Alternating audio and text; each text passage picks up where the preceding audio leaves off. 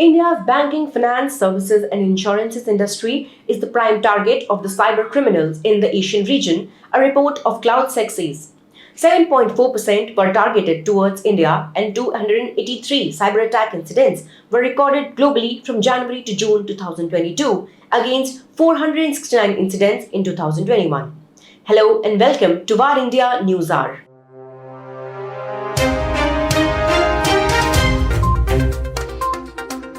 The report says that the majority of cyber incidents in 2021 and 22 were focused differently. While 2021 targeted banking entities on a global scale and North America with equal fervour, in 2022 there was a marked shift in interest towards Asia, which serviced North America. Incidents focusing on Europe, South America, and the Middle East have also reported an upsurge in 2022. India has been at the forefront of attacks targeted at the Asian region. 7.4% of the targeted attacks in the year 22 were targeted toward the Indian subcontinent. Whether it was nationalised banks, crypto exchanges or wallets, NBFCs or credit card information leaks, India has emerged to be the newfound hotbed for cyberattacks in Asia.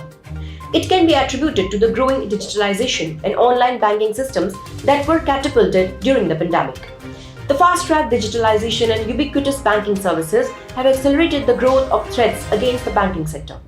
The unprecedented growth of blockchain and cryptocurrency has further given threat actors access to the sector like never before.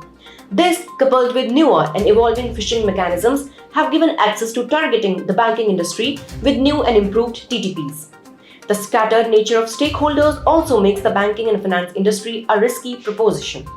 Various types of attacks have been identified. Malware-based cyber incidents accounted for about 18% of the total attacks recorded against this sector in 2022.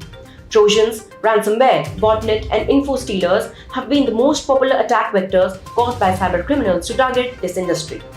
Inspired by the ease of implementation of business as a service model, cyber criminals have developed their variant known as malware as a service. Any threats to the banking and finance industry have a cascading effect on the overall economic development of the country. There are sophisticated tactics, techniques, and procedures, and mutated attacks are being employed to target the weakest links in the chain. A global wake-up call is the need of the hour to not to be the pawn in these organized criminal activities, CloudSec researchers said. Due to the increased sophistication of the strategies and malware used to target this industry, it has become imperative to develop stronger and more responsive preventive measures to protect the sector from any further attacks. The banking customers can shield themselves from cyber threats by keeping themselves informed of the ongoing financial scams in the news and practicing safety measures such as not sharing OTP and ATM pins with anyone and not clicking on suspicious emails, messages, and links. Let us now look into today's headlines in VAR India. J.Y. Lee appointed as the Samsung Electronics Executive Chairman. Samsung Electronics de facto leader J.Y. Lee was named Executive Chairman. Lee has been Vice Chairman of Samsung Electronics since 2012. The board cited the current uncertain global business environment and the pressing need for stronger accountability and business stability in approving the recommendation. The appointment comes as Samsung is facing mounting business headwinds amid a sharp downturn in worldwide tech demand caused by soaring inflation, interest rates, and a gloomy economic outlook. China smartphone shipments dropped 11%.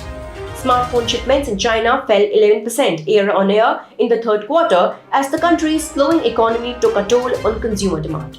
Brands shipped a total of 70 million smartphones to sellers in the period, down from 78.9 million in the same period last year. Apple Inc. was the only brand to top the trend, with shipments jumping 36% to 11.3 million. Vivo was the top-ranked brand in the quarter, shipping 14.1 million devices and taking a market share of 20%. The top three brands, Vivo, Oppo, and Honor, saw shipments fall 23%, 27%, and 16% respectively. Hackers compromised Medibank customers' data. Australia's biggest health insurer, Medibank Private Limited, revealed that a cyber hack had compromised data of all of its nearly 4 million customers. The breach was reported earlier this month. The company stated that all personal and significant amounts of health claims data of all its customers were compromised in the breach. Meta to slow its hiring process. Facebook parent Meta CFO Dave Benner said that the company slowed its pace of hiring in the third quarter and expects it to further slow down next year. CEO Mark Zuckerberg said they will focus their investments on a small number of high-priority growth areas in 2023, due to which some teams will grow meaningfully, but most other teams will stay flat or shrink over the next year. Zoho joins government's e-commerce platform ONDC. Software company Zoho has announced the integration of its e-commerce platform Zoho Commerce with the government's e-commerce project Open Network for Digital Commerce as a technology service provider to help sellers, including small businesses, leverage the open network and widen their customer base. Zoho Commerce will offer support to retailers for onboarding to the network and seamlessly integrate their inventory to the ONDC-enabled buyer-side applications. That's all for now. Please like, share, comment and subscribe to War India News Magazine. You can download the War India app from Google Play Store and Apple App Store for the latest news and updates. Stay tuned. Thank you.